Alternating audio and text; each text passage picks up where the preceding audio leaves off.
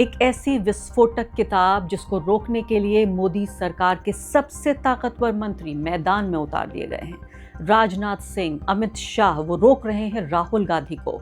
जिस किताब के पन्ने पढ़ने से राहुल गांधी को संसद में रोका गया, आज राहुल गांधी तस्वीरों में देखिए यही किताब लेकर संसद के बाहर आ गए। अब अपनी सांसें थाम लीजिए जो मैं आपको बताने जा रही हूँ। किताब ये बताती है कि तनाव के उन दिनों में फैसले कैसे लिए गए, एलएसी पर पीछे हटने की सीमाएं क्या थीं और चीन ने किन कदमों से भारत की जो घोषित रेड लाइन है वो पार की थी। नमस्कार, इस खास कार्यक्रम में आपका स्वागत है। मैं हूं आरफा खानम शेरवानी। वो मुद्दा जो पिछले 48 घंटे से देश की राजनीति पर छाया हुआ है, लेकिन बिका हुआ मीडिया आपको भनक तक नहीं लगने देगा कि हो क्या रहा है इस देश में। एक ऐसी विस्फोटक किताब जिसको रोकने के लिए मोदी सरकार के सबसे ताकतवर मंत्री मैदान में उतार दिए गए हैं। राजनाथ सिंह, अमित शाह वो रोक रहे हैं राहुल गांधी को। जिस किताब के पन्ने पढ़ने से राहुल गांधी को संसद में रोका गया, आज राहुल गांधी तस्वीरों में देखिए यही किताब लेकर संसद के बाहर आ गए। पत्रकारों का एक हुजूम हमने वहां पर देखा। 1986 में मुझे याद आया, एक फिल्म आई थी, एक रुका हुआ फैसला, जहां पर एक कातिल के गुनाह पर बहस हो रही है कि कत्ल किसने किया है, और सिर्फ एक कमरे में ही पूरी फिल्म खत्म हो जाती है। ये फिल्म नहीं, ये एक किताब है, और इस फिल्म से मुझे याद आया एक रुकी हुई किताब, या फिर मैं कहूं कि एक रोकी गई किताब, क्योंकि ये किताब खुद से नहीं रुकी है बल्कि इसको रोका जा रहा है देश के सबसे ताकतवर लोगों के जरिए। साहिर लुधियानवी कह के चले गए, तुमने जिस खून को मक्तल में दबाना चाहा, आज वो कूचाओ बाजार में आ निकला है। पूर्व सेना प्रमुख मनोज मुकुंद नरवणे की किताब 4 स्टार्स ऑफ डेस्टिनी अप्रैल 2024 में प्रकाशित होने वाली थी। अप्रैल 2025 भी गुजर गया। प्रकाशक पेंगुइन था। पीटीआई ने इसके अंश भी छाप दिए थे और अमेज़न जैसी कई ऑनलाइन प्लेटफॉर्म्स पर इसकी एडवांस बुकिंग भी शुरू हो चुकी थी। लेकिन अचानक पूरी प्रक्रिया को पूरे तरीके से ठप कर दिया गया, रोक दिया गया। महीनों बीत गए और किताब छप नहीं पाई। अक्टूबर 2025 में ये सामने आया कि प्रकाशक अभी भी रक्षा मंत्रालय, डिफेंस मिनिस्ट्री की समीक्षा का इंतजार कर रहे हैं, रिव्यू का इंतजार कर रहे हैं। खुद नरवणे ने कारवां में ये कहा कि उनकी किताब 1 साल से ज्यादा समय से रिव्यू में अटकी हुई है। कैरवान मैगजीन की बात कर रही हूँ। मनोज नरवणे की वही अधिकारी हैं जिन्होंने दिसंबर 2019 से अप्रैल 2022 तक भारतीय सेना की कमान संभाली। उनका कार्यकाल भी नरेंद्र मोदी का जो दूसरा कार्यकाल है उसी के दौरान था। यानी साफ तौर पर एक ऐसा दौर था वो जिसमें हमने देखा कि सेना के बढ़ते राजनीतिकरण को हमने देखा एक गवाह के तौर पर। इसी समय भारत चीन संबंधों में सबसे गंभीर सैन्य टकराव हुआ, जून 2020 का गलवान संघर्ष, जिसमें भारत के 20 सैनिक शहीद हुए और नियंत्रण रेखा पर भारत को रणनीतिक नुकसान उठाना पड़ा। नरवणे की आत्मकथा इन्हीं घटनाओं पर खुलकर बातचीत करती है। अब अपनी सांसें थाम लीजिए जो मैं आपको बताने जा रही हूँ। किताब ये बताती है कि तनाव के उन दिनों में फैसले कैसे लिए गए, एलएसी पर पीछे हटने की सीमाएं क्या थीं और चीन ने किन कदमों से भारत की जो घोषित रेड लाइन है वो पार की थी। कैरवान ने, जी हाँ, एक बहादुर मैगजीन कैरवान ने इस सबको छापा है। कुछ ही पलों में आपके सामने अंश लेकर यहाँ पर मैं हाजिर होंगी। सवाल ये हो रहा है कि सिर्फ किताब नहीं है, ये एक पूर्व सेना प्रमुख अपने अनुभव और फैसलों को इसमें दर्ज कर रहे हैं। 1 साल से ज्यादा समय तक मंजूरी के इंतजार में आखिर इस किताब को क्यों फंसा रखा है?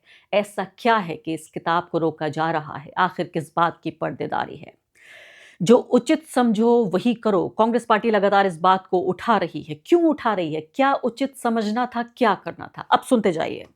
भारतीय सेना की नॉर्दर्न कमांड के प्रमुख लेफ्टिनेंट जनरल योगेश जोशी को 31 अगस्त 2020 को रात 8:15 पर एक अलार्मिंग कॉल आया। इन्फेंट्री के साथ 4 चीनी टैंक ईस्टर्न लद्दाख में राकिन ला की ओर एक खड़ी पहाड़ी रास्ते पर आगे बढ़ने लगे। योगेश जोशी ने सेना प्रमुख जनरल मनोज मुकुंद नरवणे को इसकी सूचना दी। नरवणे तुरंत स्थिति की गंभीरता समझ गए। टैंक कैलाश रेंज पर भारतीय ठिकानों से कुछ 100 मीटर की दूरी पर थे। ये रणनीतिक जगह थी और ऊंची जगह थी, जिसे भारतीय सेना ने कुछ घंटे पहले ही चीन की जो पीपल्स लिबरेशन आर्मी है, यानी उनकी फौज है, उसके साथ एक बहुत ही खतरनाक दौड़ में अपने कब्जे में ले लिया था। जो एलओसी है उस पर, यानी चीन और भारत के बीच जो विवाद है उस एलओसी पर, इस इलाके में ऊंचाई का हर मीटर रणनीतिक प्रभुत्व में बदल जाता है, जो स्ट्रेटेजिक पॉइंट होता है उसमें। भारतीय सैनिकों ने एक इल्यूमिनेटिंग राउंड फायर किया, यानी कि एक ऐसी तरह की चेतावनी थी जो फायर किया गया था चेतावनी के तौर पर। इसका कोई खास असर नहीं हुआ। चीनी आगे बढ़ते गए। नरवणे ने भारत के राजनीतिक और सैन्य प्रतिष्ठान के नेताओं को लगातार ताबड़तोड़ फोन करना शुरू कर दिया, जिसमें रक्षा मंत्री राजनाथ सिंह थे, राष्ट्रीय सुरक्षा सलाहकार अजीत डोभाल थे, chief of defence staff general Bipin Rawat भी थे और साथ साथ थे विदेश मंत्री एस जयशंकर। अब आगे बढ़ते हैं नरवणे और देखिए क्या लिखते हैं जो कैरवान छापता है। नरवणे ने अपने अभी तक जो अप्रकाशित प्रकाशित तो हो चुका है, मुझे लगता है डिस्ट्रीब्यूट नहीं हुई है, रिलीज नहीं हुई है किताब, फोर स्टार्स ऑफ डेस्टिनी में ये लिखा है कि हर किसी से मेरा सवाल था कि आखिर मेरे आदेश क्या हैं, व्हाट आर माई ऑर्डर्स। स्थिति तेजी से बिगड़ती रही, स्पष्टता की जरूरत थी, एक मौजूदा प्रोटोकॉल था नरवणे के पास, जब तक ऊपर से मंजूरी ना मिल जाए तब तक गोली ना चलाने के स्पष्ट आदेश। वो लोग जिनको वो रिपोर्ट करते थे, उन्होंने कोई स्पष्ट निर्देश नहीं दिए थे। समय बीतता चला गया और बहुत नाजुक समय था ये। रात 9:10 पर जोशी ने फिर फोन किया। चीनी टैंकर्स आगे बढ़ रहे थे। अब पीएलए सिर्फ 1 किलोमीटर से भी कम दूरी पर था, यानी चीनी जो फौज थी। रात 9:25 पर नरवणे ने राजनाथ सिंह को फिर से फोन किया, स्पष्ट निर्देशों के लिए पूछा कि मुझे कोई तो हुक्म दीजिए। कोई निर्देश नहीं आया, कोई आवाज भी नहीं आई। और इसी बीच पीएलए कमांडर मेजर जनरल ल्यू लिन की तरफ से एक संदेश आया। क्या था ये संदेश? उन्होंने एक तरह से स्थिति को शांत करने का ऐसा लगा कि प्रस्ताव दिया है। नरवणे आगे लिखते हैं, दोनों पक्षों को आगे बढ़ना बंद कर देना चाहिए, ऐसा उनकी तरफ से आया। और स्थानीय कमांडर अगले दिन सुबह 9:30 पास पर मिलेंगे, जिसमें प्रत्येक जो पक्ष है, दोनों पक्ष जो हैं, उनके 3-3 प्रतिनिधि होंगे। उस समय ये प्रस्ताव उनको ठीक लग रहा था। एक पल के लिए ऐसा लगा कि स्थिति से बाहर निकलने का एक तरह से एक रास्ता मिल गया है, क्योंकि उधर से तो आदेश आ नहीं रहा था, इधर से संदेश आ गया था। रात के 10 बज गए ऐसा करते हुए। नरवणे ने ये मैसेज देने के लिए राजनाथ और डोभाल को फोन किया। 10 मिनट बाद नॉर्दर्न कमांड ने फिर से फोन किया। चीनी टैंक रुके नहीं थे, वो बढ़ रहे थे अपनी रफ्तार से। संदेश भी आया, टैंक भी बढ़ रहे थे। वो अब टॉप से सिर्फ 500 मीटर की दूरी पर थे। नरवणे अचानक याद करते हैं कि जोशी ने ये कहा कि उन्हें रोकने का एकमात्र तरीका हमारी अपनी मीडियम आर्टिलरी से फायरिंग करना था, जो कि उनके अनुसार तैयार थी और इंतजार कर रही थी। अगर पाकिस्तान का यहाँ पर उदाहरण लेने की कोशिश करें तो पाकिस्तान के साथ जो एलओसी पर आर्टिलरी ड्यूल यानी गोलीबारी जो है वो आम थी, और संदेश भी एक तरह से साफ था, जहां डिविजनल और कोर कमांडरों को चेन में किसी से पूछे बिना हर दिन सैकड़ों राउंड फायर करने का अधिकार था।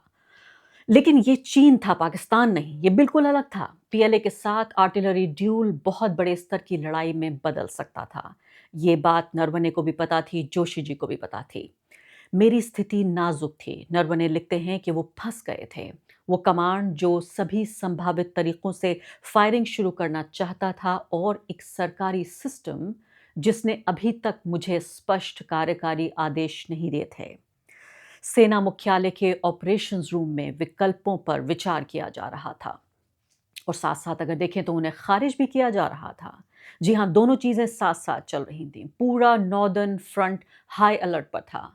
संभावित टकराव वाले क्षेत्रों की निगरानी की जा रही थी। समझिए कि कितना कुछ साथ चल रहा था, लेकिन फैसले का जो पॉइंट था, रख एंड ला, वही था। नरवणे ने रक्षा मंत्री को एक और फोन किया, जिन्होंने वापस फोन करने का वादा किया। अब आगे देखते हैं कहानी में कि क्या ये वादा पूरा हुआ या नहीं हुआ।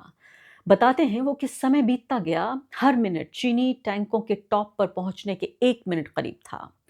राजनाथ सिंह ने रात 10:30 वापस फोन कर दिया, वादा निभाया। उन्होंने प्रधानमंत्री नरेंद्र मोदी से बातचीत की थी, जिनके निर्देश में एक वाक्य था, जो उचित समझो वही करो, जो भी आपको सही लगे वो कीजिए।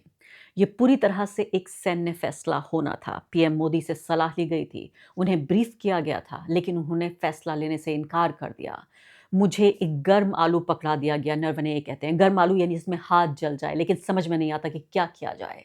नरवणे याद करते हैं कि इस खुली छूट के साथ जिम्मेदारी अब पूरी तरीके से उन पर थी, यानी मुझ पर थी, ऐसा लिखते हैं वो। कैरवान आगे लिखता है कि नरवणे के लिए ये गहरा और तोड़ देने वाला अकेलापन का लम्हा था। देश कोविड-19 से जूझ रहा था, अर्थव्यवस्था लड़खड़ा रही थी, ग्लोबल सप्लाई चेन टूट गई थी। क्या हम इन स्थितियों में लंबे समय तक चलने वाली कार्रवाई की स्थिति में स्पेयर पार्ट्स वगैरह की लगातार सप्लाई सुनिश्चित कर पाएंगे कि अगर ये लड़ाई शुरू होती है तो आगे का क्या होगा, ये भी लगातार सोच रहे थे ये लोग। वैश्विक मंच पर हमारे समर्थक कौन थे और चीन और पाकिस्तान से मिली भगत वाले खतरे का आखिर क्या होगा। उन्होंने निष्कर्ष निकाला कि उनके पास आवश्यक भंडार तो था, स्टोरेज तो था। नरवणे लिखते हैं कि हम हर तरह से तैयार थे, लेकिन क्या मैं सच में युद्ध शुरू करना चाहता था? ये पूरा फैसला अब नरवणे को लेना था। आपको याद दिलाना चाहती हूँ वो बयान जो नरेंद्र मोदी ने सर्वदलीय बैठक में दिया था। उन्होंने कहा था कि ना वहाँ कोई हमारी सीमा में घुसा है, ना कोई घुसा हुआ है और ना ही हमारी कोई पोस्ट किसी दूसरे के कब्जे में है। न वहां कोई हमारी सीमा में घुस आया है, न ही कोई घुसा हुआ है। इस बात से आप अंदाजा लगाइए नरवणे क्या कह रहे हैं। गलवान पर जो सरकार का बयान है वो एक तरफ है, नरवणे की किताब उसी कहानी को बार बार चुनौती देती है कि कैसे जब कोई घुसा नहीं, कहीं कब्जा नहीं हुआ तो हमारे सैनिक कैसे मारे गए, हमारे सैनिकों के साथ जो मिसट्रीटमेंट किया चीन ने, क्या वाकई उसकी शिकायतें दर्ज की गई या नहीं की गई। क्यों एक ऐसे प्रधानमंत्री जो अपने आप को कहते हैं कि भारत के इतिहास के सबसे मजबूत प्रधानमंत्री हैं, वो क्यों उन्होंने सबसे मजबूत और सबसे अहम वक्त में इतना कमजोर फैसला क्यों लिया, या मैं कहूंगी कोई फैसला ही नहीं लिया। इसी बात को लगातार कांग्रेस पार्टी उठा रही है, राहुल गांधी उठा रहे हैं। इस किताब का सिर्फ एक अंश मैंने आपको बताया है। इसके अलावा ये किताब इस तरह के चश्मदीद गवाह के तौर पर नरवणे साहब की भरी हुई है, और मैं कहूंगी कि जब भी इजाजत मिले कि इस किताब को दिन की रोशनी मिले, सूरज के तले ये किताब निकले, आप इसे पढ़ सकें, तो मैं कहूंगी ये एक बेहतरीन फिल्म के तौर पे भी ट्रांसलेट हो सकती है। गलवान को लेकर अभी कई फिल्म आ रही हैं, जिसमें सलमान खान तक की फिल्म है। देखते हैं कितनी सच्चाई और कितने फैक्ट्स होंगे, लेकिन आपके सामने कम से कम एक पत्रकार के तौर पर, पारदर्शिता के तौर पर कैरवान ने सबसे पहले इसको आगे बढ़ाया और फिर मैंने आपके सामने इसको पेश किया। नमस्कार।